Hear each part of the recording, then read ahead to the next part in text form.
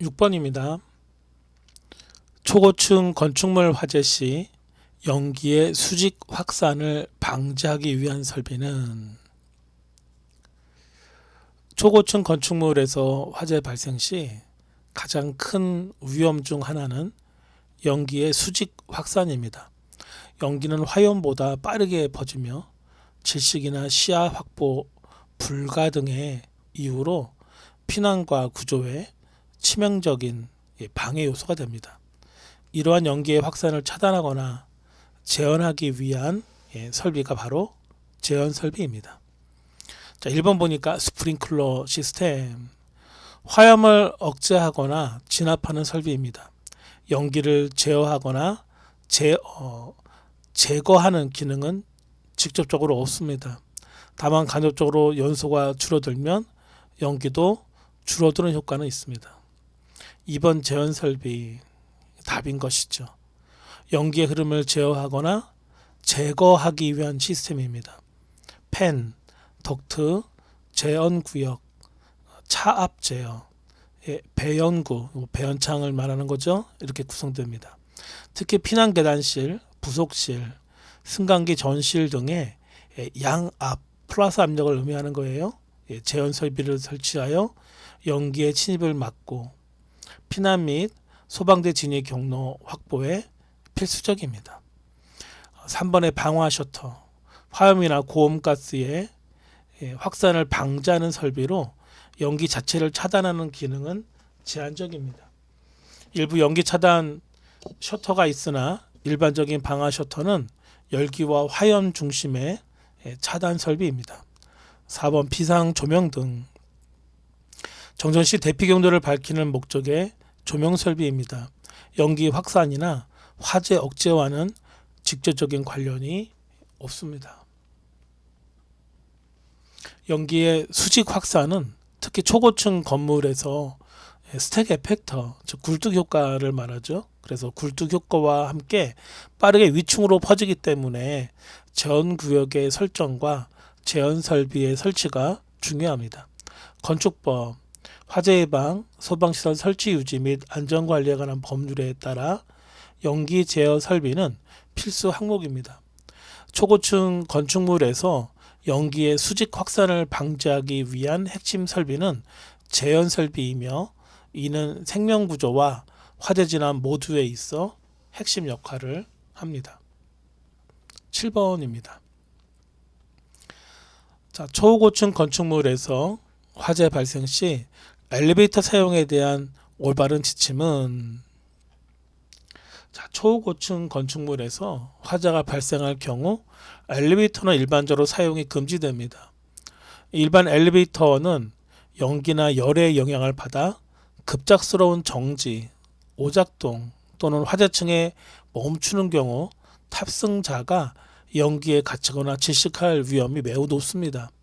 하지만 비상용 엘리베이터는 화재 상황에서도 소방대 진입 및 긴급 구조 활동 등을 위한 특별 설계가 되어 있어 일정 조건 하에 제한적으로 사용이 가능합니다. 자, 1번을 보면 모든 엘리베이터 사용 금지 이렇게 되어 있습니다. 자, 일반적인 지침은 일반 엘리베이터 사용 금지이나 비상용 엘리베이터는 사용이 가능하므로 틀린 설명입니다. 자, 2번 비상용 엘리베이터만 사용 가능. 정확한 말이죠. 자, 비상용 엘리베이터는 연기 차단 구획, 방화 구획, 자체 전원 공급, 연기 유입 방지를 위한 압력 차단 등 특수 설비가 갖추어져 있으며 화재 시 소방대원 전용으로도 사용됩니다. 일부 경우 장애인 고령자 피난 시 제한적으로 운용되기도 합니다. 3번 일반 엘리베이터도 사용 가능. 자, 일반 엘리베이터는 화재 발생 시 사용이 절대 금지됩니다. 정전, 연기 진입, 화재층 정지 위험이 있기 때문입니다. 자, 4번을 보면 엘리베이터 사용 여부는 상황에 따라 결정. 실제 매뉴얼과 소방안전관리 지침은 매우 엄격하게 구분합니다. 일반 엘리베이터는 어떠한 상황에서도 사용이 불가하며 비상용 엘리베이터만 정해진 조건에서 소방대나 안전요원의 판단하에 제한적으로 사용이 가능합니다.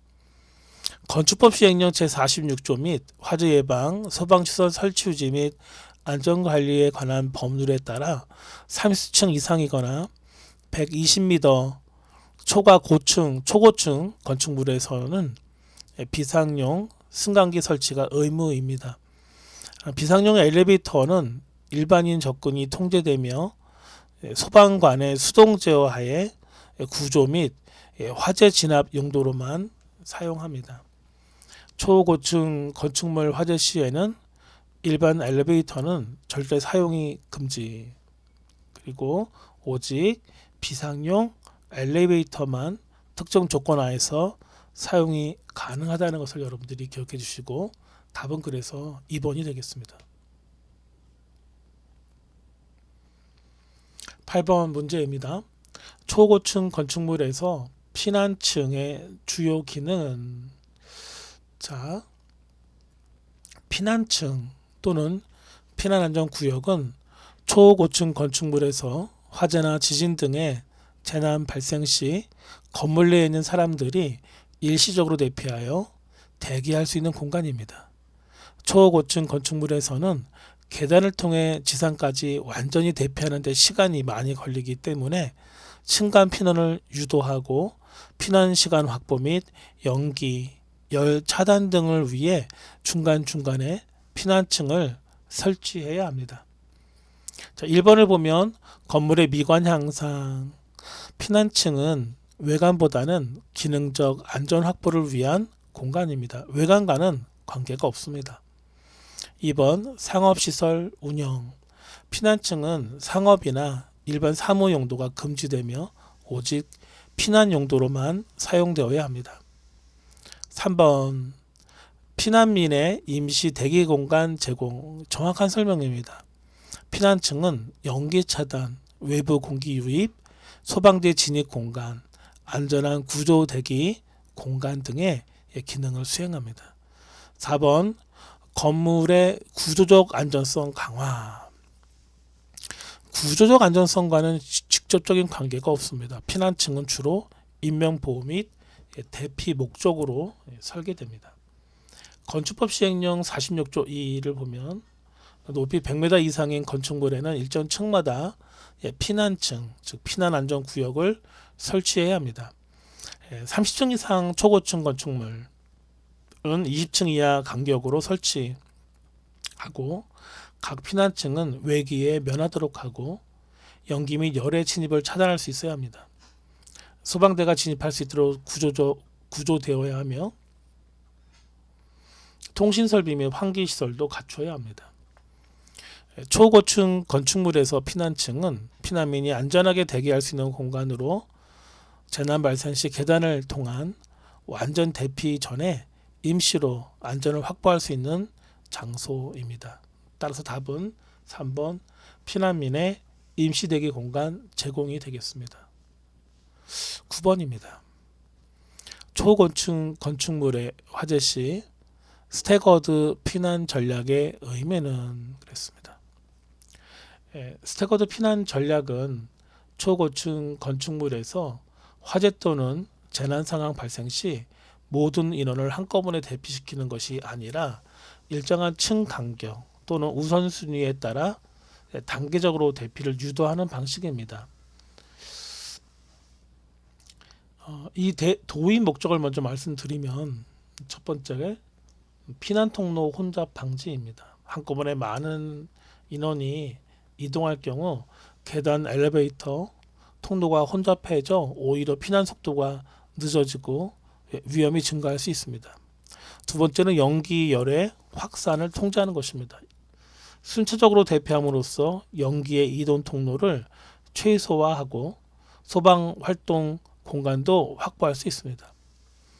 세 번째는 소방대 구조 활동과 병행이 가능하다는 것입니다. 구조 활동과 피난 유도 작업을 효율적으로 병행할 수 있습니다. 자, 우리 1번을 좀 볼까요?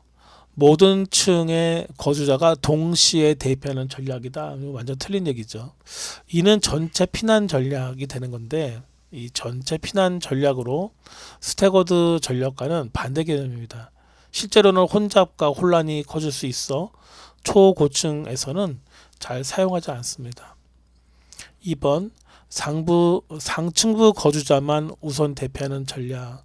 단순히 상층부만을 대상으로 하지 않으며 화재 위치, 연기 흐름, 건물 구조에 따라 탄력적으로 층을 정해 순차적으로 대피합니다. 3번 일정 층 간격으로 순차적으로 대피하는 전략이 정답입니다. 예를 든다면 화재 발생층 위아래 두세 개 층씩 묶어서 대피하는 것입니다. 그리고 그 다음 층으로 확장되는 것이 되겠죠. 자, 하층부 4번이죠. 4번에 하층부 거주자만 대피하는 전략. 역시 부분적인 대피이지만 스태거드 전략의 핵심은 전체를 순차적으로 대피하는 것이지 특정 하층만 대피하는 것이 아닙니다. 싱가포르, 홍콩, 일본 등 고밀도 도시에서는 이미 스태거드 전략이 초고층 건축물 재난계획의 핵심 요소로 도입되고 있습니다. 우리나라의 피난안전구역 제도와 함께 병행되어 재난 시 효과적으로 인명 피해를 줄일 수 있도록 설계됩니다. 스태거드 피난 전략은 초고층 건물에서 한꺼번에 피난하지 않고 일정 층 단위로 순차적이고 체계적으로 대피하도록 유도하는 전략입니다. 이는 혼잡을 줄이고 구조활동과 병행이 가능하기 때문에 그러합니다. 답은 그래서 답은 3번입니다. 10번입니다. 초고층 건축물에서 화재 시 피난안전구역의 주된 목적은 피난안전구역은 초고층 건축물에서 화재 등 긴급상황 발생 시 거주자들이 일정 시간 동안 안전하게 대기할 수 있도록 설계된 공간입니다. 그 목적과 기능을 말씀드린다면 첫 번째, 임시 대피 공간이다. 연기나 화염으로 인해 피난 경로가 차단되었을 경우 거주자가 안전하게 대기할 수 있는 공간을 제공한다. 두 번째는 구조 대기 공간이라 말할 수 있겠습니다. 소방대가 도착할 때까지 구조를 기다리는 장소의 기능을 한다. 세 번째는 방화 재현 성능을 확보한다.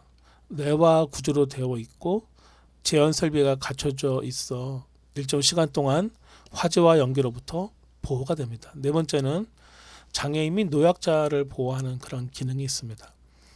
신속한 이동이 어려운 사람들을 위한 휴식 및 대기 공간을 제공하게 됩니다.